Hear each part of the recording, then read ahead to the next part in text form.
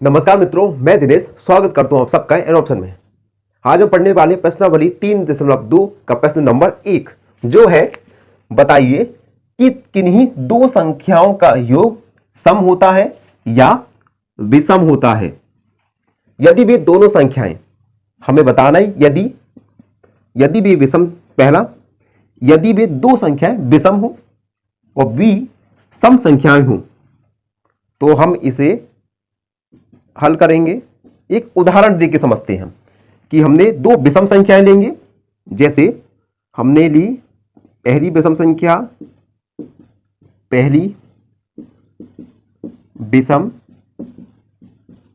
संख्या हमने लिया 3, दूसरी विषम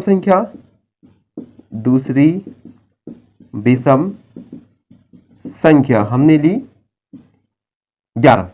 अब हमें बताना है क्या दो विषम संख्याओं का योग सम होता है या विषम होता है। तो हम इनका योग करेंगे।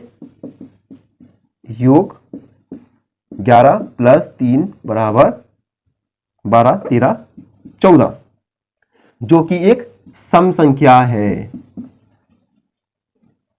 तो इस प्रकार हमने जाना कि दो विषम संख्याओं का योग हमेशा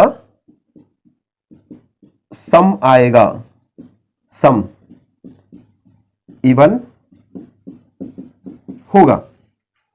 यदि दो संख्याएं विषम है और उनका हमें योग करना है तो दो विषम संख्याओं का योग हमेशा एक सम या इवन नंबर आएगा। तो यह था ए वाला। उसके बाद बी वाला हमने देखा। अब यदि वे संख्याएं दोनों सम है तो हम लिखेंगे पहली सम संख्या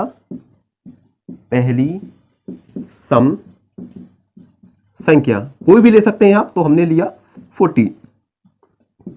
दूसरी सम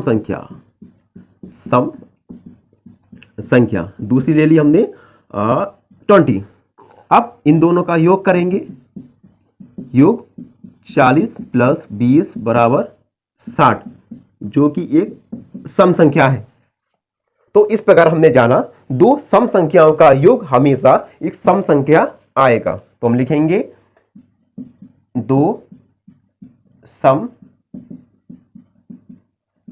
संख्याओं का योग